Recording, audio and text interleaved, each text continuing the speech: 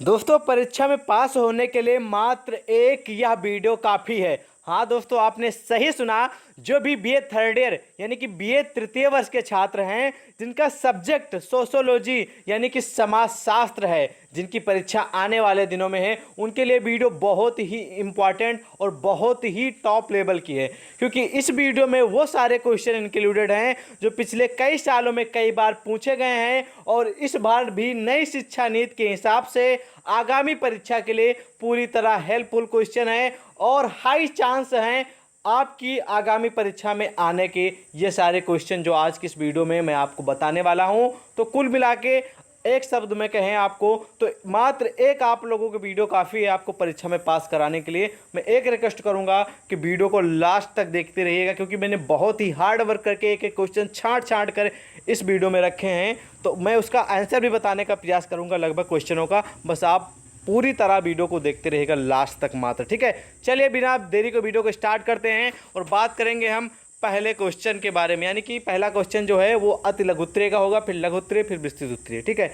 आप सभी की जानकारी के लिए हम बता दें, जो भी बीए थर्ड ईयर तृतीय वर्ष के छात्र हैं, आप सभी को मालूम है कि थर्ड ईयर में पर सब्जेक्ट के 3 पेपर होते हैं, फर्स्ट सेकेंड थर्ड। तो इस वीडियो में हम बात करेंगे समाजशास्त्र यानी कि सोशोलॉजी प्रथम प्रश्न पत्र के बारे में, ठीक है, फर्स्ट पेपर के बारे में। आने वाले दिनों में सेकेंड और थर्ड पेपर के बारे में भी हम आपको क्वेश्चन बताएंगे, वो भी हाई चांस रहेंगे आपकी परीक्षा में आने के, ठीक है। पहला क्वेश्चन है अति लघु उत्तरीय का कि सत्य और अहिंसा के बारे में लिखिए। तो सत्य और अहिंसा के बारे में आप लोगों को लिखना है। सारे क्वेश्चन का मैं आंसर आप लोगों को लगभग बताने का प्रयास करूंगा। तो चलिए इसका आंसर मैं आपको बता दे रहा हूं। तो इस क्वेश्चन का आंसर आपको कुछ इस प्रकार लिखना है कि सत्य और अहिंसा गांधी जी के आदर्श सिद्धांत थे। ध्यान दीजिएगा, सत्य और अहिंसा गांधी जी के आदर्श सिद्धांत थे। गांधी जी मानते थे कि सत्य को सामान्य जीवन में प्राप्त किया जा सकता है। गांधी जी कहते थे कि जो सत्य है, सही है, उसको जीवन में, सामान्य जीवन, आपका जो जर्नली जीवन है, उसमें उसको प्राप्त किया जा सकता है। फिर लिखना है कि दैनिक जीवन में सत्य सापेक्ष है, जिसमें निरपेक्ष सत्य की प्राप्ति की जा सकती है, ठीक है। और उसके बाद लिखना है कि निरपेक्ष सत्य सर्वोदय में है। निरपेक्ष सत्य सर्वोदय में है, अर्थात सभी व्यक्तियों को अधिकतम सुख का सिद्धांत ही सापेक्ष है। गांधी जी ने अहिंसा को सत्य से संबंधित माना है। गांधी जी कहते हैं कि अहिंसा का अर्थ बुरा काम करने वाले के समक्ष घुटने टेक देना नहीं, अपितु अत्याचारी के विरुद्ध अपनी समूची आत्मा का बल लगा देना। अहिंसा और सत्य आपस में इतने ओतप्रोत हैं कि इन्हें एक दूसरे से अलग करना असंभव है। अहिंसा साधन है और सत्य साध्य है। अगर आप एक शब्द में कहें तो अहिंसा साधन है और सत्य साध्य है, ठीक है। आई होप आपको इसका आंसर पूरी तरह समझ में आ गया होगा, जरा सा भी आपको डाउट नहीं होगा, ठीक है। फिलहाल जो जो क्वेश्चन मैं आप बता रहा हूँ, इस सारे क्वेश्चन का आंसर मैं तो बता रहा हूँ, समझाऊंगा भी, और इसका आंसर एक बार आप लोग कोशिश करिएगा अपने सीरीज में क्वेश्चन बैंक में गूगल पे आराम से ढूंढ के पढ़ जरूर लीजिएगा, ठीक है। बढ़ेंगे अगले प्रश्न की ओर। अगला प्रश्न है कि आत्महत्या क्या है, आत्महत्या क्यों करते हैं लोग, इसके बारे में इसका परिचय दीजिए। बहुत ही महत्वपूर्ण प्रश्न है आपकी परीक्षा के लिए। इसका आंसर आप लोगों को लिखना है कि देखिए, समाजशास्त्री बहुत है, उनके अनुसार आत्महत्या की परिभाषा अलग हो सकती है। अलग अलग जो भी समाजशास्त्री या फिर जो भी साइंटिस्ट, वैज्ञानिक लोग हैं, उनके अनुसार, ठीक है। तो एक दुर्खीम है, उनके अनुसार आत्महत्या की परिभाषा उन्होंने कुछ इस प्रकार दी है कि आत्महत्या एक सामाजिक क्रिया है। ध्यान दीजिएगा, आत्महत्या जो है वो एक सामाजिक क्रिया है, ओके। यह व्यक्ति का निजी कार्य नहीं है, ये सामाजिक क्रिया है, एक किसी व्यक्ति का ये निजी कार्य नहीं है, ठीक है। समाज या समूह ऐसी परिस्थितियाँ उत्पन्न करता है। ध्यान दीजिएगा, समूह या फिर समाज ऐसी परिस्थितियाँ उत्पन्न करता है जिससे विवश होकर कोई भी व्यक्ति आत्महत्या करता है। तो समाज में, समूह में, कुल मिला के ऐसी परिस्थिति जैसे कि किसी को किसी चीज़ के लिए फालतू में उसको विद्रोह किया जाए किसी भी चीज़ का, या फिर उसको ज़बरदस्ती कोई भी आरोप लगाया जाए, फालतू की आरोप लगाया जाए और उसको इस प्रकार पीड़ित किया जाए कि वह मजबूरन होकर कोई गलत कदम उठाने पर मजबूर हो जाए, ठीक है। तो उसी का मतलब ये हुआ। जैसे कि आप एग्जाम्पल के तौर पे मैं आपको बता दूं कि आप चोर नहीं हैं, आप चोर नहीं हैं, आपने चोरी नहीं की है, लेकिन सारे समाज के लोग आपको चोर कह रहे हैं, तो आप लोगों के पास देखिए बहुत लोग माइंडेड हैं या फिर तरह तरीके के लोग हो सकते हैं। उसमें कुछ लोग इस बात को इग्नोर करेंगे कि हाँ मैं तो चोर नहीं हूँ भाई, सही बात है। लेकिन वहीं पर 10 लोग कह रहे हैं, तब भी आप लोग, अगर आपने ठान लिया कि मैं नहीं हूँ तो नहीं हूँ, कोई बात नहीं, कहने दो। लेकिन वहीं पर आप, बहुत लोग होते हैं जिसके अंदर प्रेशर आ जाता है, माइंड डिस्टर्ब हो जाता है, तो वहाँ पर वो लोग गलत कदम उठा सकते हैं, क्योंकि काफ़ी समाज और समूह इस बात का जो है वो समर्थन कर रहा है, तो वहाँ पर ये चीज़ें उत्पन्न हो जाती हैं। तो कुल मिला के हम आगे बढ़ते हैं। तो जिससे विवश होकर कोई भी व्यक्ति आत्महत्या करता है। आत्महत्या को परिभाषित करते हुए दुर्खिम ने लिखा है कि आत्महत्या का शब्द मृत्यु की उन समस्त घटनाओं की ओर संकेत करता है जो स्वयं उस व्यक्ति के, ठीक है, वच्छित या अवच्छित कार्यों का प्रत्यक्ष अथवा अप्रत्यक्ष फल होता है, जिसके परिणाम को वह जानता है। इस प्रकार दुर्खिम के विचारों में आत्महत्या एक सामाजिक तथ्य है जिसकी व्याख्या सामाजिक संदर्भ में की जानी चाहिए। बस आपको इसी तरह इसका आंसर लिख देना है, ठीक है, ओके। चलिए हम बढ़ेंगे अगले प्रश्न की ओर। अगला प्रश्न है उद विकास के बारे में लिखना है। बहुत ही महत्वपूर्ण प्रश्न है उद विकास, इसके बारे में समझिएगा, ज़रा कंफ्यूज नहीं होइएगा। इसका आंसर आप लोगों को इस प्रकार लिखना है कि जो उद विकास है यह सिद्धांत स्पेंसर का, उद विकास का जो है, जो उद विकास है इसका जो सिद्धांत है वो, ठीक है, स्पेंसर आप कह सकते हैं, अपनी भाषा में वैज्ञानिक है, समाजशास्त्री हैं, ऐसा कह सकते हैं आप लोग, ठीक है। तो स्पेंसर का सिद्धांत है कि इन्होंने डार्विन के उद विकास सिद्धांत को समाज पर लागू किया। इन्होंने डार्विन के उद विकास ये सिद्धांत को समाज पर लागू किया। स्पेंसर का मत है समस्त ब्रह्मांड पदार्थ और शक्ति दो पदार्थ से मिलकर बना है। स्पेंसर के अनुसार समाज का उद विकास सरलता से जटिलता की ओर, ध्यान दीजिएगा, समाज का उद विकास सरलता से जटिलता की ओर और अभिमत से भिन्नता की ओर तथा असंभवता से संभवता की ओर, ठीक है, संभवता की ओर। प्रारंभ में व्यक्ति अकेला था, धीरे धीरे परिवार फिर समाज बना। आप सभी को मालूम है सजातीयता समाप्त होने लगी, श्रम विभाजन के साथ भिन्नता बढ़ी और जटिलता में वृद्धि हुई। उद विकास की प्रक्रिया धार्मिक, आर्थिक, राजनीतिक, पारिवारिक एवं सामाजिक तथा सांस्कृतिक सभी क्षेत्रों में दिखाई देती है। तो कुल मिला के ये रहा उद विकास का परिचय, ठीक है, इसके बारे में, ठीक, क्या है। आई होप आपको समझ में आया होगा आंसर पूरी तरह, ठीक है। बढ़ेंगे अगले प्रश्न की ओर। अगला प्रश्न है कि गृहस्थाश्रम के बारे में लिखिए।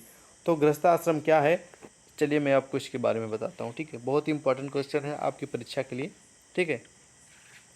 इसका आंसर लिखना है कि यह आश्रम मानव जीवन में सर्वश्रेष्ठ स्थान रखता है। इसे आश्रम को रीढ़ कहा जाता है। इस आश्रमों की जो आश्रम होते हैं इसे आश्रमों के रीढ़ कहा जा सकता है। मनु ने भी आश्रम की भूरी भूरी प्रशंसा की है। वह कहता है कि जिस प्रकार प्राणवायु का आश्रय लेकर सब जीव जीते हैं, उसी प्रकार गृहस्थ का आश्रय लेकर सभी आश्रम, ठीक है, सभी आश्रम चलते हैं, ठीक है, सभी आश्रम चलते हैं। चूँकि तीनों आश्रम वाले गृहस्थ, ठीक है, गृहस्थ आश्रमी की सबसे श्रेष्ठ है। गृहस्थ आश्रम से ही ऋषि, पितर, देवता, भूत और अतिथि ये लोग अपनी संतुष्टि की आशा रखते हैं या उन्हें भी करनी चाहिए। गृहस्थ का यह भी कर्तव्य है कि प्रतिदिन श्रद्धा करे। उसका यह भी कर्तव्य है कि वह बिना कष्ट उठाए धन संचय भी करे, ठीक है। आपको इसका मैं शॉर्ट में परिभाषा दूं तो आप लोगों को इस प्रकार कुछ लिख देना है कि जो गृहस्थ आश्रम है ये एक प्रकार आप लोग कह सकते हैं कि जो है वो आश्रम व्यवस्था का एक भाग है, या आश्रम जो व्यवस्था उसको 4 पार्टों में डिवाइड किया गया है।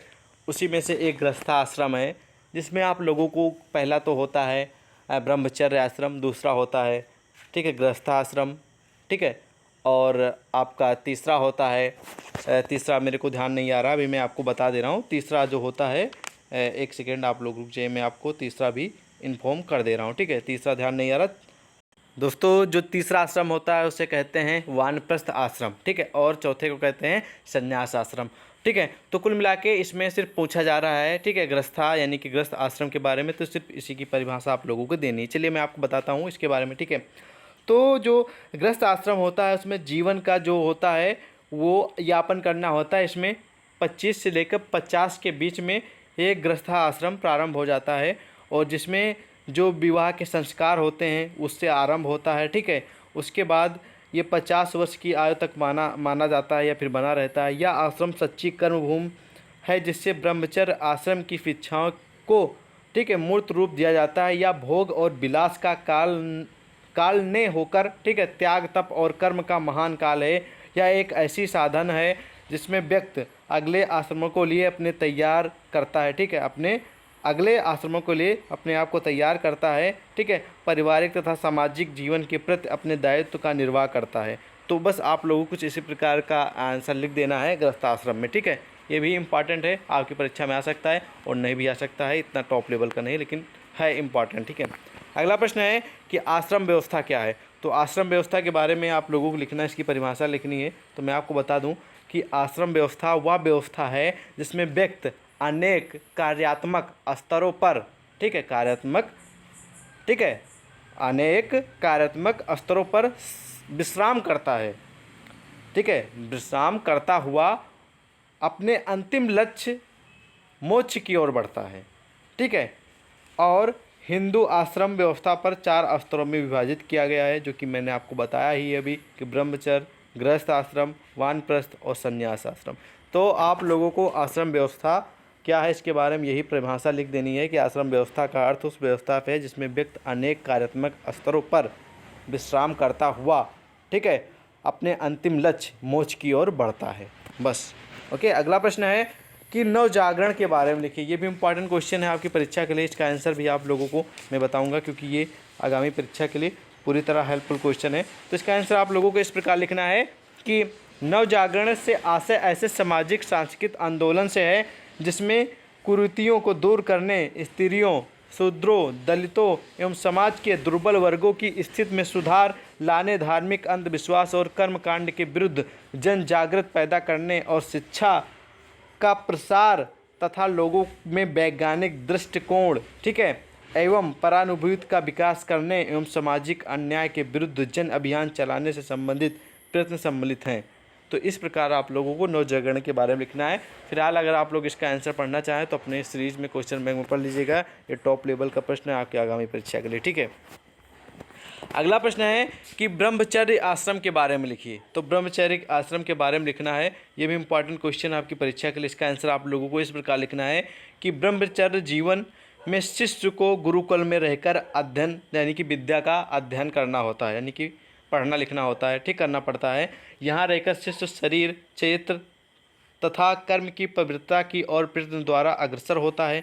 दृष्टिकोण की विशालता एवं कर्तव्य पालन का पाठ उसे यही प्राप्त होता है जहाँ तक आयु का प्रश्न है, ठीक है। मनु स्मृति में 25 वर्ष की सीमा से कम या अधिक का उल्लेख भी प्राप्त होता है, यानी कि देखिए 0 से लेकर 25 साल तक, 0 से लेकर 5 तक तो अपने माता पिता के अंडर में रहता है। फिर 5 से 25 वर्ष के बीच में उसे, जो आप लोग कहते हैं नहीं कि उसको भेज दिया जाता है कहाँ पर, गुरुकुल में, तो वहाँ पर ब्रह्मचर्य आश्रम लग जाता है, ठीक है।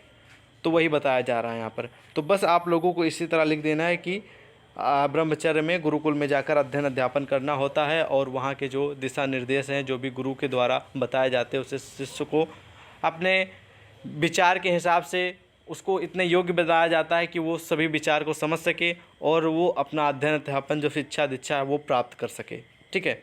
तो यही है ब्रह्मचर्य आश्रम में, बस इतना ही लिखना है क्योंकि लॉन्ग क्वेश्चन है नहीं, शॉर्ट है, बस 50 शब्दों में लिखना, ठीक है। बढ़ेंगे अगले प्रश्न की ओर।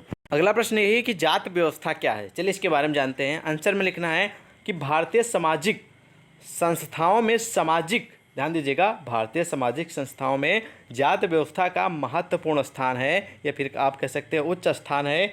भारत में सामाजिक अस्त्रीकरण की एक प्रमुख व्यवस्था के रूप में आरंभ में वर्ण व्यवस्था पाई जाती थी। ध्यान दीजिएगा, पहले वर्ण व्यवस्था पाई जाती थी।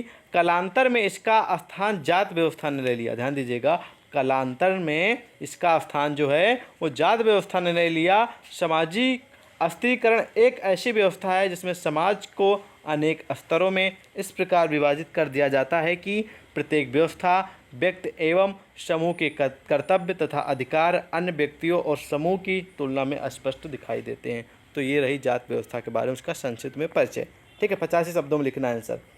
अगला प्रश्न है कि ऐतिहासिक भौतिकवाद के बारे में लिखिए। ये भी प्रश्न इंपॉर्टेंट है, इसका आंसर मैं आपको बताऊंगा। आंसर में लिखना है कि ठीक है, कार्ल मार्क ने अपने समाज, कार्ल मार्क जो हैं एक आप लोग कह सकते हैं इतिहासकारक हैं या फिर आप लोग कह सकते हैं समाजशास्त्री हैं, जिनका इस प्रकार नाम है कार्ल, ठीक है, कार्ल मार्क्स, ठीक है, ओके। तो कार्ल मार्क्स ने अपने समाज तथा इतिहास के सिद्धांत को ऐतिहासिक भौतिकवाद का नाम दिया, ठीक है। इन्होंने अपने समाज तथा इतिहास के सिद्धांत को ऐतिहासिक भौतिकवाद का नाम दिया। इन्होंने इतिहास की भौतिकवादी की व्याख्या प्रस्तुत की है।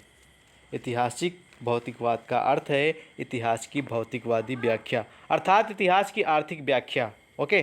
तो अगला प्रश्न ये है कि वर्ण व्यवस्था के सामाजिक आधार बताइए। तो आपको नंबर 1 पे लिख देना है कि अनुलोम विवाह पर आधारित। दूसरा आप लोगों को लिख देना है गुणात्मक प्रेरणा का स्रोत। तीसरा लिख देना है व्यवसाय का आंशिक स्वरूप। और चौथा आप लोगों को लिख देना है गुण तथा स्वभाव पर आधारित। बस 4 लिख दीजिएगा, नंबर पूरे मिल जाएंगे, ठीक है। अगला प्रश्न है कि दुर्खिम की प्रमुख कृतियाँ कौन कौन सी हैं। तो चलिए मैं आपको बताता हूँ। नंबर 1 जो इनकी प्रमुख कृतियाँ है वो है नैतिक शिक्षा, याद रखिएगा, नैतिक शिक्षा। दूसरी जो इनकी है प्रमुख दर्शना, जो प्रमुख कृतियाँ आप लोग कह सकते हैं, दूसरी जो है वो है समाजवाद। तीसरी है समाजशास्त्र और संत साइमन। और चौथी इनकी जो है वो है व्यवहारवाद एवं समाजशास्त्र। पांचवी जो इनकी है वो है धार्मिक जीवन के प्रारंभिक रूप। बस आपको इतने ही लिख देनी है, पूरे नंबर मिल जाएंगे, ठीक है। 4-5 लिख दीजिएगा बस, ओके। अगले प्रश्न की ओर बढ़ेंगे। अगला प्रश्न है कि सर्वोदय के बारे में लिखिए। चलिए इसका परिभाषा जानते हैं। तो इसका आंसर आपको लिखना है कि सबका विकास अथवा सबका उदय ही सर्वोदय है, ठीक है, ध्यान दीजिएगा। सबका विकास तथा सबका उदय ही सर्वोदय है। गांधी जी का सर्वोदय सिद्धांत बहुजन हिताय एवं बहुजन सुखाय पर आधारित है, अर्थात अधिक लोगों का हित और अधिक लोगों को सुख पहुंचाना ही सर्वोदय का मुख्य उद्देश्य है। गांधी जी के सर्वोदय सिद्धांत का उद्देश्य स्वतंत्र देशवासियों को प्रगढ़ निद्रा से उठाकर कर्मपथ पर लगाना था, आत्मनिर्भर बनाना था, अनुशासन में लाना था, नैतिक नियमों का परिपालन कराना था एवं कठोर श्रम करके, ठीक है, कर्मण्य बनाना था। तो ये सारी जो चीज़ें हैं वो गांधी जी ने जो है उनके ये विचार थे, ठीक है। तो यही है इसकी परिभाषा सर्वोदय के बारे में, सिंपल सी, ठीक है, यही लिख दीजिएगा, ठीक है। अगला प्रश्न है कि मैक्स वेबर की प्रमुख कृतियाँ का नाम बताइए। चलिए इसका भी आंसर जानते हैं। तो मैक्स वेबर की जो प्रमुख कृति है, पहला आप लोग लिखिएगा नंबर 1 पे, वो है दी रिलीज ऑफ चाइना। दूसरी है दी रिलीज ऑफ इंडिया, ठीक है। और आप लोगों को जो तीसरी लिखनी है वो है जर्नल इकोनॉमी हिस्ट्री, ठीक है। और चौथी आप लोगों को लिख देनी है जो वो है, ठीक है, दी सोशोलॉजी ऑफ रिलीजन। और पाँचवीं लिख देना है इकोनॉमी एंड सोसाइटी। बस 5 लिख दीजिएगा, पूरे नंबर मिल जाएंगे, ओके। अगला प्रश्न है कि समाजशास्त्र की उत्पत्ति कैसे हुई, इसके बारे में लिखिए। बहुत ही महत्वपूर्ण प्रश्न है, चलिए इसके बारे में जानते हैं, ठीक है। तो समाजशास्त्र की उत्पत्ति कैसी हुई, इसके कई मतभेद हैं और इसको भारत में समाजशास्त्र के विकास को निम्न 3 युगों में बांटा गया। पहला है प्राचीन भारत में समाजशास्त्र का विकास, भारतीय ग्रंथों वेद, उपनिषद, रामायण, महाभारत, गीता, ठीक है, स्मृतियाँ आदि में सामाजिक चिंतन। दूसरा है भारत में समाजशास्त्र का औपचारिक प्रतिस्थापन युग, इसमें है 1914 ईस्वी से 1947 ईस्वी तक का समय, जिसमें सर्वप्रथम 1914 में बम्बई विश्वविद्यालय में स्नातक स्तर पर समाजशास्त्र का अध्ययन प्रारंभ हुआ, ठीक है। तीसरा है स्वतंत्र भारत में समाजशास्त्र का व्यापक प्रसार युग, 1947 ईस्वी में स्वतंत्रता प्राप्ति के पश्चात का युग। विभिन्न विश्वविद्यालय में समाजशास्त्र विभाग की स्थापना तथा शोध संस्थानों में शोध कार्य किए जा रहे हैं। इनमें institute of social science Agra, Tata institute of social science, ठीक है, sciences Mumbai, JK institute of sociology and social works Lucknow, IIT Kanpur प्रमुख। तो ये सारे हैं जो कि समाजशास्त्र की उत्पत्ति के जो भाग जो डिवाइड किए गए हैं, 3 युग भी डिवाइड किए गए हैं, उनके बारे में जानकारी, ठीक है, समझ में आ गया। अगला प्रश्न है कि क्रांति की प्रमुख कृतियाँ कौन बताइए। सॉरी, ये जो क्वेश्चन है वो टाइप करने में थोड़ा मिस हो गया है, तो क्रांति नहीं, यहाँ पर है क्राम्प्ट, ध्यान दीजिएगा, क्राम्प्ट की प्रमुख कृतियों के नाम। नंबर 1 है, ठीक है, पॉजिटिव फिलॉसफी 1830 से 1842। दूसरी है पॉजिटिव पॉलिटी 1851 से 1854। तीसरी है, आप लोगों को लिख देना है, ठीक है, कैचविक्स ऑफ पॉजिटिविज्म 1852 आदि। बस आपको 2-3 लिख देनी है, आपको पूरे नंबर मिल जाएंगे, ठीक है। तो ये रहे क्राम्ट की प्रमुख कृतियाँ। अगले प्रश्न की ओर बढ़ते हैं। अगला प्रश्न है कि स्पेंसर की प्रमुख कृतियों के नाम लिखिए। चलिए इसकी हम प्रमुख कृतियाँ जानते हैं। पहला आप लोगों को लिख देना है कि मानव विज्ञान सिद्धांत, ध्यान दीजिएगा, पहला लिख देना है मानव विज्ञान सिद्धांत 1870 से 1872। दूसरी आप लोगों को लिख देना है समाजशास्त्र का अध्ययन 1873। तीसरी आप लोगों को लिख देना है इसमें, ठीक है, प्रथम सिद्धांत, ओके, जो कि 1863 में, ओके। अगली आप लोगों को लिख देना है समाजशास्त्र, ठीक है, समाजशास्त्र के सिद्धांत फर्स्ट, सेकेंड, थर्ड, जो कि इसमें 3 है सिद्धांत, ठीक है, 3 सिद्धांत है समाजशास्त्र के। तो पहला है फर्स्ट जो कि 1876, दूसरा है सेकेंड जो कि है 1879 और तीसरा यानी कि थर्ड 1896। तो ये हैं 3 प्रमुख कृतियाँ, यानी कि हैं। तो इसमें समाजशास्त्र के सिद्धांत के 3 जो पार्ट हैं उनके सन और जो जिस सन में वो प्रकाशित हुई, आप लोग कह सकते हैं जो एक कृतियाँ हैं उनके सन, ठीक है। और नीति के सिद्धांत भी है, और इनकी प्राणी शास्त्र के सिद्धांत है, प्राणी जो प्राणी है, ठीक है, शास्त्र के सिद्धांत भी है। और मैंने आपको ये भी बताया है ठीक है, इकोनॉमिस्ट नामक साप्ताहिक पत्रिका है जो कि 1848 में प्रकाशित हुई। इन जो सारे क्वेश्चन मैंने आपको आंसर बताया, इनका एक बार आप लोग अपनी सीरीज में भी पढ़ लीजिएगा, ठीक है। अगला प्रश्न है कि फ्रांस की क्रांति के बारे में बताइए। तो फ्रांस की क्रांति के बारे में आप चलिए आप लोगों को थोड़ा समझाते हैं।